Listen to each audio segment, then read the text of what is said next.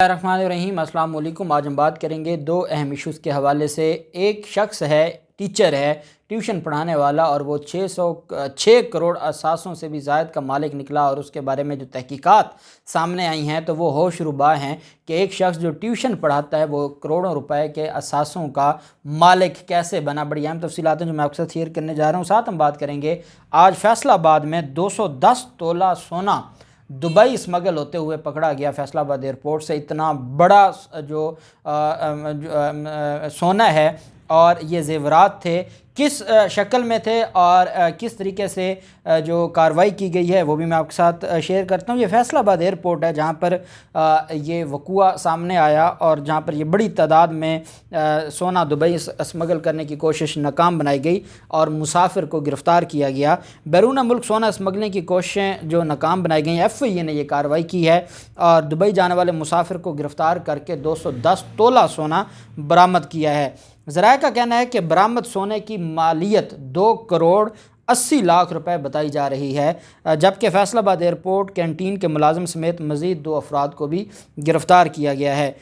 حکام کا یہ کہنا ہے کہ ملزم نے پناہ لی ہوئی تھی ایئرپورٹ کی جو کینٹین ہے، اور اس نے وہاں پر جو سونا ہے تھوڑی تھوڑی مقدار میں وہ وہاں پر اکٹھا کرتا رہا، اور وہ اس طریقے سے ایئرپورٹ میں داخل ہوتا تھا اور ایئرپورٹ میں داخل ہو کر اس کینٹین پر جو سونا ہے وہ اکٹھا کرتا رہا، اور آج اس نے دبئی کے لیے فرار ہونا تھا کہ ایف آئی اے نے کارروائی کی اور 210 تولہ سونا اس نے ایف آئی اے نے ملزم سے ریکور کیا۔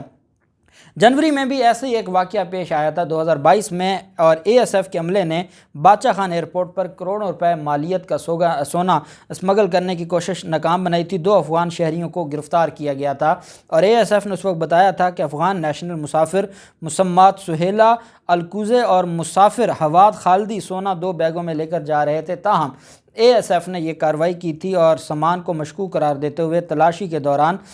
جو مذکورہ سونا تھا وہ برآمد کیا تھا۔ ترجمان کا کہنا تھا کہ وہ جو سونا تھا اس کی مالیت 10 کروڑ 76 لاکھ پاکستانی بنتی تھی، جو پہلے بادشاہ خان ایئرپورٹ سے گرفتار کیا گیا تھا اور آج فیصل آباد ایئرپورٹ سے گرفتار کیا گیا ہے۔ نہ صرف مسافر کو گرفتار کیا گیا ہے بلکہ کینٹین کے 2 ملازمین کو بھی گرفتار کیا گیا ہے، کینٹین کو سیل کر دیا گیا ہے، اور مزید جو تحقیقات ہیں ایف آئی اے کا یہ کہنا ہے کہ ہمیں یہ شک ہے کہ اس میں ایئرپورٹ کی جو سیکیورٹی کے لوگ ہیں وہ بھی انوالو ہیں، تبھی یہ اتنا بڑی مقدار میں جو سونا ہے وہ ایئرپورٹ پر لایا گیا اور یہاں پر ذخیرہ کیا جاتا رہا کینٹین پر۔ تو اس وجہ سے ہم اس معاملے پر پوری انکوائری کریں گے اور ہم اس معاملے کی تہہ تک جائیں گے، اور جو ذمہ داران ہیں ہم ان کے خلاف کارروائی کریں گے۔ دوسری طرف جو معاملہ ہے، اور یہ ایک ٹیوشن پڑھانے والا ہے، ٹیوشن پڑھانے والے نے 6 کروڑ کے اثاثے کیسے بنائے، پوری ریاست یہ سوچنے پر مجبور ہو گئی۔ عدالت میں آج ٹیوشن پڑھانے والے نے جو صدر گرین ویو ہاؤسنگ سوسائٹی رفاقت علی کے خلاف غیر قانونی اثاثہ جات کیس کی سماعت ہوئی۔ یہ جو مالک ہے صدر جو گرین ویو ہاؤسنگ سوسائٹی کا جو صدر ہے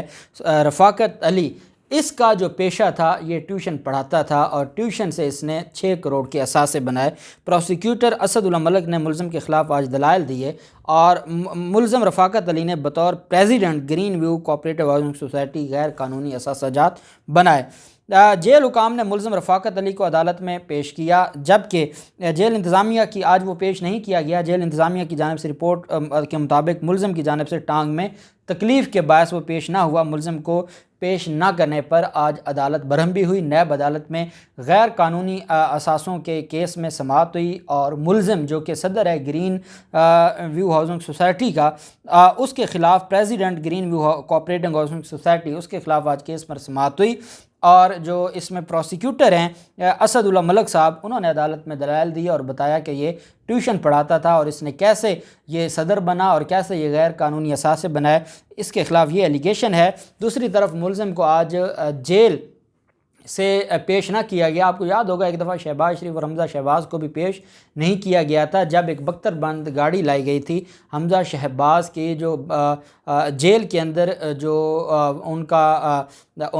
جہاں پر ان کو جس بیرک میں رکھا گیا تھا اس کے سامنے بختر بند گاڑی لائی گئی تھی، تو حمزہ شہباز نے اس میں بیٹھنے سے انکار کر دیا تھا، جس کے بعد پھر عدالت نے کارروائی بھی کی تھی۔ تو یہ جو بڑے لوگ ہیں جنہوں نے یہ وائٹ کالر کرائم، جن کو بڑی عزت کی نگاہ سے ہمارا قانون دیکھتا ہے، جو جتنا بڑا چور ہے ہمارے قانون میں اس کی اتنی ہی بڑی عزت ہے، اور اس وجہ سے ملزم کی کیونکہ ٹانگ میں تکلیف ہے، عام ملزم آپ سوچیں کہ کوئی عام ملزم کی جیل میں پیشی ہو اور وہ عدالت پیش ہونے کے لیے نہ جائے اور وہ کہے کہ میں نہیں جاتا۔ یہاں تو ہم نے دیکھا ہے ملزمان بیچاروں کی کیا حالت ہوتی ہے اور ان کو عدالتوں میں پیش کیا جاتا ہے۔ یہ ساری چیزیں عدالت نے سپرنٹینڈنٹ کیمپ جیل کو ملزم رفاقت علی کو ویل چیئر پر پیش کرنے کا حکم دے دیا۔ اس پر پروسیکیوٹر کا کہنا تھا کہ ملزم فرد جرم سے بچنے کے لیے بیماری کا بہانہ کر رہا ہے، گزشتہ تاریخ پر بھی ملزم پیش نہیں ہوا تھا اور اس پر فرد جرم عائد ہونی تھی۔ عدالت نے سپرنٹینڈنٹ کیمپ جیل کو ملزم رفاقت علی کو ویل چیئر پر پیش کرنے کا حکم دیتے ہوئے کیس کی سماعت 24 مارچ تک ملتوی کی۔ نیب کا یہ کہنا تھا آج عدالت میں کہ ملزم ہاؤسنگ سوسائٹی کا صدر بننے سے پہلے موٹر سائیکل پر پھرتا تھا اور ٹیوشن پڑھاتا تھا، اور انہوں نے کہا کہ ملزم رفاقت علی نے پلاٹوں کی خرد برد میں 6 کروڑ کے غیر قانونی اثاثے بنائے، جس کے وجہ سے اس کے خلاف یہ کیس بنا۔ جب نیب نے رانا ثناء اللہ کے خلاف کیس بنایا تھا اور انکوائری تھی، اور اس میں یہ لاہور ہائی کورٹ میں جب درخواست ضمانت دائر کی تھی رانا ثناء اللہ نے، تو تب وہاں پر بھی یہ معاملہ سامنے آیا تھا کہ رانا ثناء اللہ ایک پرانے سے موٹر سائیکل پر پھرتے تھے۔ سیاست میں آنے سے پہلے صرف ایک پرانا موٹر سائیکل تھا اثاثوں میں رانا ثناء اللہ کے، لیکن آج وہ کروڑوں روپے کی پراپرٹی کے، اور کروڑوں کیا اربوں روپے، ان کے تو اپنے 2-3 پلازے ہیں، اور یہ لاہور ہائی کورٹ کے ساتھ ان کا بڑا ایک پلازا ہے اور ایک بڑی بلڈنگ ہے جہاں پر وہ کرائے پر دیے ہوئے ہیں وکلا کو ہی چیمبرز۔ تو جس شخص کی اربوں روپے کی جائیدادیں ہیں، وہ شخص جب اس نے سیاست میں آیا تھا تو تب وہ ایک پرانی موٹر سائیکل پر، اس کا کل اثاثہ ایک موٹر سائیکل تھی، اور یہاں بھی عدالت میں بتایا گیا کہ یہ جو رفاقت علی ہے جو پریزیڈنٹ بنا گرین ویو ہاؤسنگ سوسائٹی کا، اس کے بارے میں نیب پروسیکیوٹر نے عدالت کو بتایا کہ جناب یہ شخص میٹرک اور ایف ایس سی کی ٹیوشن پڑھاتا تھا، سارا دن یہ موٹر سائیکل پر پھرتا تھا، اور یہ 2000 3000 5000 پر اسٹوڈنٹ لیتا تھا اور یہ ٹیوشن پڑھاتا تھا۔ جب اس کے اثاثے اتنی تیزی سے بڑھے کہ یہ موٹر سائیکل سے اتنے بڑے پیمانے کے بزنس پر آ گیا اور کروڑوں روپے کے اس کے غیر قانونی اثاثے بنائے، تو پھر اس کے خلاف ہم نے انکوائری کی تھی، اور اب یہ اتنا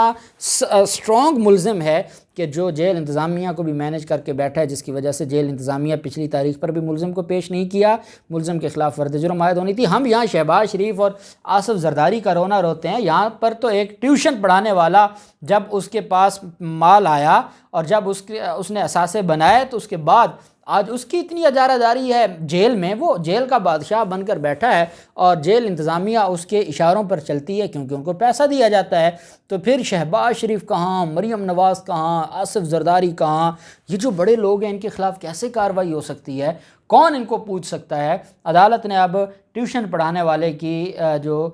فرد جرم کے لیے اس کو 24 مارچ کے لیے طلب کیا ہے، اور عدالت نے کہا ہے کہ ملزم نہیں آ سکتا، اس کو ویل چیئر پر لایا جائے۔ اگر جیل سپرنٹینڈنٹ نہیں لائے گا تو میں اس دن جیل سپرنٹینڈنٹ کو گرفتار کر کے بلاؤں گا۔ دیکھتے ہیں 24 مارچ کو کیا ہوتا ہے، جو بھی تفصیلات ہوں گی آپ کے ساتھ شیئر کرتے رہیں گے۔ اللہ پاک پاکستان کا حامی و ناصر ہو۔ بہت شکریہ، اللہ حافظ، پاکستان زندہ باد۔